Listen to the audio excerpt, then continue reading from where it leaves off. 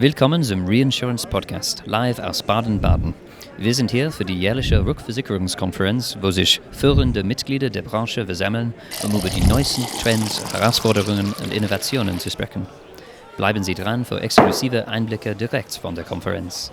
Welcome to Baden-Baden and to the Reinsurance Podcast. Vivek Bajaj, who is the head of insurance sales for Moody's in continental Europe. Welcome. How are Wonderful. It's a pleasure. As long as it's dry and people are having a nice time in Baden-Baden, always a pleasure to be here. To see you, Ben. It's a rare thing, isn't it? It to is be able rare. to do this outdoors in the sun without an umbrella above us. Who would have thought, Climate change sometimes has its advantages on certain occasions. Indeed. And actually, you're the perfect person to have with us for those topics because, of course, not only from Moody's, but formerly from the RMS side of Moody's. Indeed. That right? From the NatCat modeling side, and now we're part of Moody's since over 3 years. So it's been a great experience so far. Brilliant. And this move, I guess, from Moody's to acquire RMS, obviously now a few years have passed for it to settle together as a group. How's that experience been? How's Moody's feeling as this more insurance-focused organization? Yeah, I think, Moody's has always been very focused in financial services, more so on the banking side, investment management side, had years of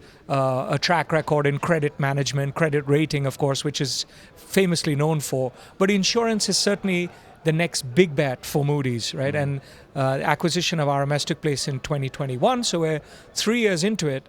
And we're very glad that acquisition took place, of course, but also because of the growth and the investment that Moody's has been able to put into it. And in fact, the continued bets in insurance continue to increase with the acquisition of Predicat, which is a casualty cat company, just a couple of weeks ago. Yeah, really exciting to see that happen at Monte Carlo. I was weirdly having dinner with Bob when it was sort of just been announced. Oh, good. He was super excited, and I think certainly. we're all really happy to see the groups come together and to see. Yeah, it's certainly really about the scale, right? It's because you are a key market participant already working with a number of organizations, but how can you deliver at scale? How can you grow those solutions at scale and really improve risk management across the board? Completely, and I guess it means that everybody has tons to talk to with Moody's about. We do, right? But the thing is, Moody's, when you start off, the first thing that you think about is actually the ratings agency, which continues to be a massive part of the Moody's corporation, but it's only half the corporation. So if you think of the company, it's about $6.5 billion company, but more than $3 billion of revenues are coming from the Moody's analytics side of the house, which really involves deep industry-based content like the acquisition of RMS, but also significant assets in know your customer and credit management and things like that. Very exciting. And I'm going to pick on you slightly because we have obviously just experienced Helene and Milton hurricanes passing through. It's quite difficult, I think, for a lot of people to understand, what the differences are between different modelling providers and what they do. I think we saw on some of the coverage varying estimates put out by the different modelling firms. Why are there so many different estimates? And, why are they so different in terms of range? I think across the board we've got, 15 billion right the way up to 50 billion. What causes that divergence? Yeah, it indeed has to do with your science-driven approach, right? And I think through the RMS acquisition, we've been in this game for over 25 years, and we feel, in fact, very, very good about our estimates. If you look at the article that was published yesterday, indeed, I think the one you're referring to, where they have the different ranges, our range is slightly on the lower end of the scale, and we actually believe that that's where the actual losses lie. Because if you look at the Milton event in particular, it actually made landfall in a slightly better location, slightly more south of where it was predicted to make landfall, and therefore, indeed, at least the initial estimates are that the damages will be on the lower end of the scale rather than the larger end of the scale. Yeah, that's super interesting. And I think probably we also forget as an industry that although during the event type estimates or just after the event type estimates are very interesting, probably the most important time for your models is long before an event has even appeared, right? During deal-making periods like now. Exactly. And look, hurricane season is there. It's there every year. You're going to have these major events. We've had Milton, we've had Helene, now Oscar's around the corner. It's coming, hit Bermuda, I think, yesterday.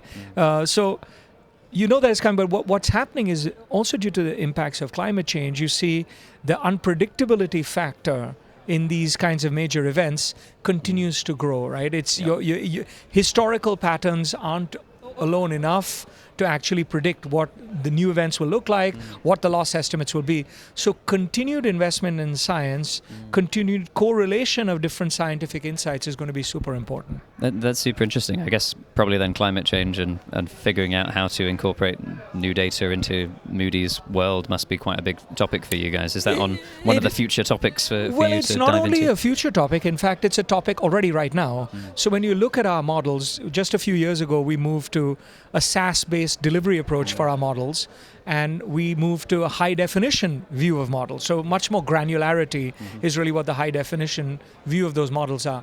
But in addition, we now also offer a climate-conditioned view of the peril. So actually taking into account, if you take into account climate change, these are the loss estimates. If you don't take into account climate change, these are the loss estimates. So it really depends on the clients we work with and their strategy, how they would want to approach it. That's very interesting. So you can take a view effectively as a client as to how much you think climate change is going to make a difference. Exactly. Super cool. Yeah, because then, I like that. I mean, you might have a certain approach like, oh no, it's somehow part of a standard cycle. And others may say, no, very much so the cycle has changed. And we want to have a much more tuned up version of climate conditioning coming through there. Oh, fascinating. And I presume this, among many other things, is what you're talking about with people here at the conference. But Moody's is here in force. What brings you to Baden-Baden? What do you talk about whilst you're here? Well, the good thing is these kinds of events, certainly the speed dating format of Baden-Baden, similar to Monte Carlo, is extremely valuable, right? I think the turnout has been wonderful at the event so far. And then being able to really talk to our key market participants one-on-one through the speed dating exercise is significant. But also taking on specialized topics. So for instance, this afternoon, our general manager, Mike Steele, is speaking on cyber at a market event around cyber. And cyber is an area which is an incredible opportunity, but at the same time, an area of a high degree of fear and uncertainty amongst market participants as well. So cyber is certainly a big area for us as well going forward. Yeah, that must be interesting. So I guess presumably just because of the prestige of RMS, most clients are already engaged with you in some way, I would imagine, but this is a whole new chapter for them, for many of them. And it doesn't feel like it's one where the cyber modeling market has already settled, for one. Well, it hasn't settled, but therein lies the opportunity. If you look at the NatCat modeling world 20 years ago, it also required a benchmark to be set in order to rely on future estimates as well. And I think we're right there with cyber. I do believe what took the CAT modeling industry 20 years to get to, in cyber we'll probably get there within 5 or 7 years. And you see some players that are already out there who are picking up market opportunity.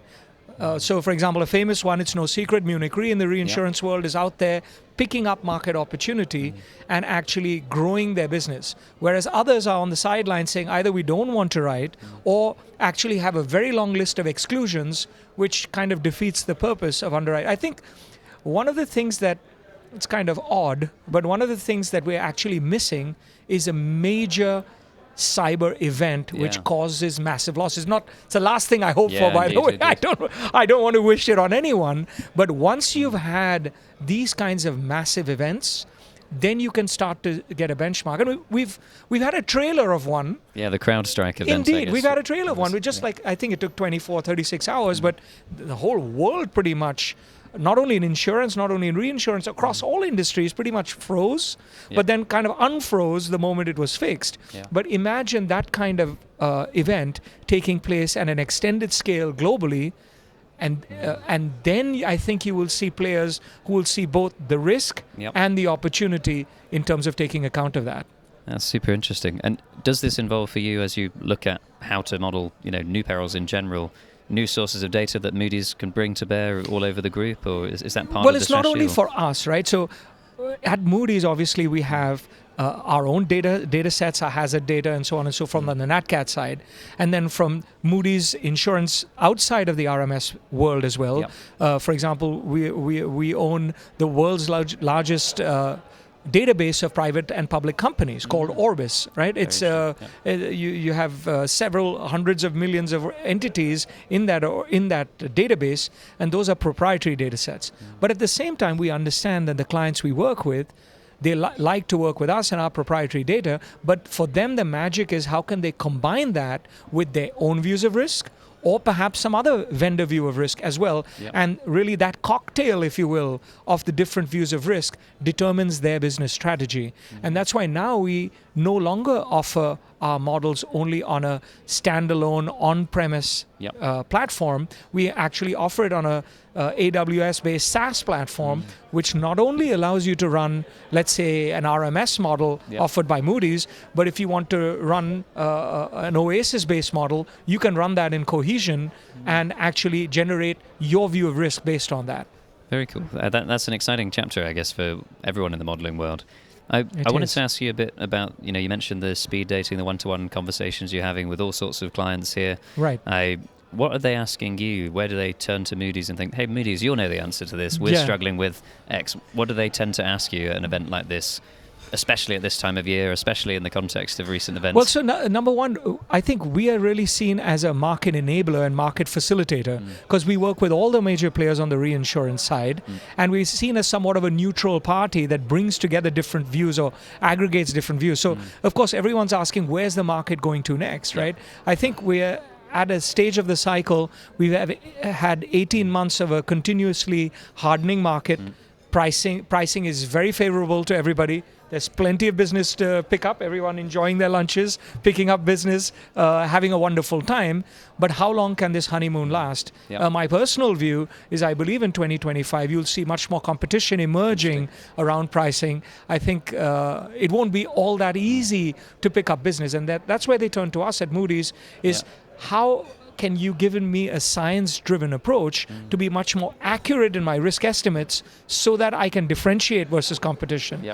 In an easy market where differentiation is not so important because there's plenty to go around, then people don't need to do that. But I do believe 2025 you're going to see that picking up a lot more. Really interesting. Do you sympathize with the reinsurers who say, 1 year or 2 years of good results is not enough? We have to show a return on equity for longer versus, the 10 years beforehand of not such good results. The market is unforgiving, right? You can have a wonderful period of 5 or 7 years of excellent results, but it's, as Janet Jackson said, what have you done for me lately, right? That's what it's really about, is how have you really shown that you are able to differentiate in a constantly evolving market. Yeah, and probably another $100 billion plus loss year, do you think, looking at the stats as these all add up? Or? I would say I wouldn't be surprised in the least, right? I do believe that we are looking at another $100 billion plus year.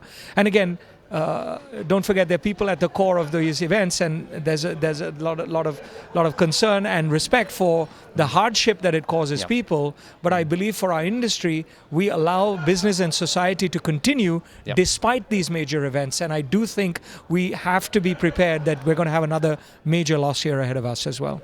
Absolutely. Okay, one final topic for you, just while I've got you, because it's great having you here on the show. Obviously, Moody's also has the rating side traditionally that's always been there, and we've talked a lot about the modelling and the RMS side. Anything that you think will be relevant for parties to be hearing about on the broader Moody's.com, Moody's ratings side of the business that we've not touched on already? So indeed, firstly, we have a complete separation in our business, and rightly so, because the ratings cannot influence and otherwise. However, one thing that the Moody's rating side of the house is very, very adept at is providing a macroeconomic outlook going forward in terms of what society will look like, what business will look like, what will the political environment look like as well. So it's an election year. Big election year in the United States as well. In fact, in a couple of weeks' time, we'll know who's going to be the next president. But I did invite you to get onto the Moody's ratings website, where you see the different economic scenarios that either outcome could actually influence as well. So I'll leave something hanging for people to go out there and they explore for themselves as well. Yeah, super interesting. I'll be sure to take a look at that as soon as I am able to escape the microphones and might take me a while. Find my laptop again. But lovely having you on the show, Vivek. Wonderful, it's been a true pleasure, and I hope you have a really productive rest of the Baden-Baden conference. And for you as well. Thanks, Ben. Been a pleasure.